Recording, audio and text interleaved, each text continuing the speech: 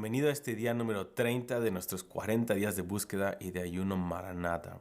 Hoy quiero hablarte acerca de la rebelión de las naciones. Ese título parece alarmante y lo es, pero está lleno de esperanza. Está lleno de esperanza porque cada vez que tenemos un título o tenemos un tema que Jesucristo o la palabra nos presenta, siempre es con un propósito redentor.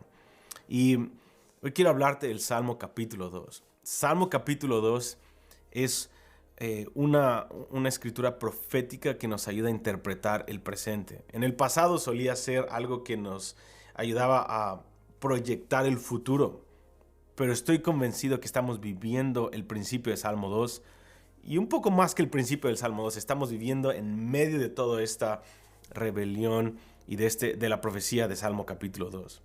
Salmo capítulo 2 se divide en 4 partes y de hecho hay mucho que hablar. Podemos pasar horas y horas en cada una de estas 4 partes, pero te las voy a decir como un encabezado, un título. Versículo 1 al 3 habla específicamente de la rebelión de la última generación, de todas las naciones, los reyes, los príncipes, los presidentes, los influencers. La rebelión de la sociedad mundial en contra de Dios, en contra de Jesús y en contra de la palabra de Dios. Versículo 4 al 6, la segunda parte nos habla de cómo Dios está en control de toda la situación, cómo Dios se ríe del acuerdo de las naciones contra Dios y cómo Dios está en completa paz. Versículos 7 al 9 nos habla de que el Hijo entra en escena, Jesucristo entra en escena, y nos dice que Él tiene un plan para ganar el corazón de esas naciones del versículo 1 al 3. Jesús no está escandalizado con la rebelión de las naciones.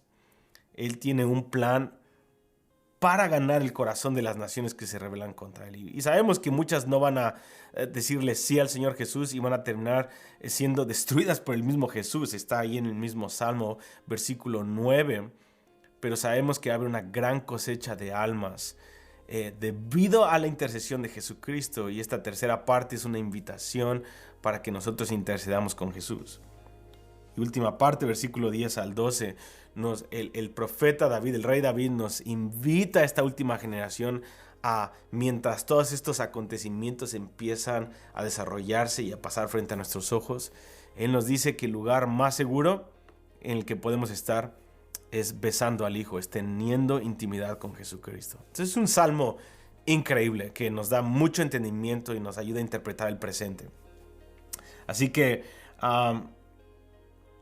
¿cómo podemos orar hoy y qué podemos aprender hoy en este día 30 de nuestra búsqueda, de todas estas cosas que te acabo de decir? ¿Ok? Quiero hablarte de 4 cosas prácticas que podemos aprender hoy en medio de la rebelión de las naciones. La primera es que estamos en el día de la rebelión de las naciones. Esta es la primera cosa. Necesitamos saber que estamos viviendo en la última generación. Necesitamos ver el tono en el que las naciones se están refiriendo, gente real, las leyes que se están publicando, que se están aprobando. El tono va a crecer exponencialmente en cuanto a su osadía y valentía de blasfemar en contra del nombre de Dios. Lo que antes hacía sonrojar a nuestros abuelos y abuelas, ahora es algo que está público y que es algo que se está volviendo la norma. Y eso es algo terrible y tenemos que entender, tenemos que tener sobriedad. Este es el primer punto. Estamos viviendo en los días de la rebelión de las naciones. Estamos viviendo en los días de Salmo 2, versículo 1 al 3, y tenemos que tener sobriedad. Tenemos que informar a nuestros hijos de esto. Tenemos que no escandalizarnos de eso y tener una respuesta, saber que estamos viendo en la última generación. Aplicación número 2. Mientras vivimos esto, tenemos que aprender que el Padre está en control y en plena confianza. Si nosotros perdemos de vista al que está sentado en el cielo y en la paz que Él está, que Él es el Dios de Salmo 23, que Él adereza mesa en presencia de nuestros angustiadores, que nuestra guerra espiritual se lleva en la mesa con Dios y perdemos de vista esto, entonces vamos a vamos a inclinarnos en nuestro corazón a la angustia y a la desesperación. Y podemos caer en una amargura, en una ofensa, en un negativismo. Y no queremos, las peores decisiones las tomamos cuando estamos en temor o cuando estamos en una situación negativa. En medio de esta gran generación y esta terrible generación, tenemos que tener en cuenta siempre a un Padre que está sentado a la mesa, que nos invita a tener fiesta con Él en medio de nuestros angustiadores. El Padre está en control y el Padre se burla de las acechanzas del enemigo de tratar de destronarlo a Él y de destruir a la iglesia e Israel. El Padre está confiado. Número 3, tenemos que aprender que el Hijo tiene un plan. Al mismo tiempo de que las naciones se rebelan y de que el Padre está confiado, hay un plan de acción que el Hijo tiene y que es el punto de este salmo. El Padre nos está invitando a unirnos con el Hijo. ¿Cuál es el plan que el Hijo tiene? El Hijo tiene un plan de interceder y de adorar. Y Él está intercediendo por las naciones que se le revelan a Él. Dios no quiere destruir a las naciones. Dios quiere ganar el corazón de esas naciones de los primeros versículos. Por lo tanto, la manera en la que tenemos que orar hoy es: Dios, ayúdame a orar con Jesús en esta generación. Ayúdame a orar. Y es el versículo 8. Pídeme, hijo. El padre le dice al hijo: pídeme y te daré por herencia a las naciones. Esas naciones que te odian y que están confabulando en contra de ti son las que yo quiero darte. Pero hijo, no te lo voy a dar automáticamente. Hijo, quiero que tú ores. Si el Hijo necesita orar para recibir a las naciones, ¿cuánto más nosotros necesitamos unirnos al Hijo para orar, para que Él reciba el fruto de sus sufrimientos? Dice: y como posesión tuya te daré los confines de la tierra. Él quiere las naciones, Él quiere todas las naciones. Así que esto tiene que ser un plan de acción para nosotros. Entonces, número 3, Jesús tiene un plan de acción, tiene un plan de batalla y se llama intercesión. Y punto número 4, las naciones, esta rebelión que vemos, no tenemos que tomarla personal. Las naciones no son el enemigo, son la herencia de Jesús en potencia. Es muy fácil para nosotros amargarnos en esta generación. Es la mayor oportunidad que la iglesia tiene para ofenderse y amargarse, es esta generación.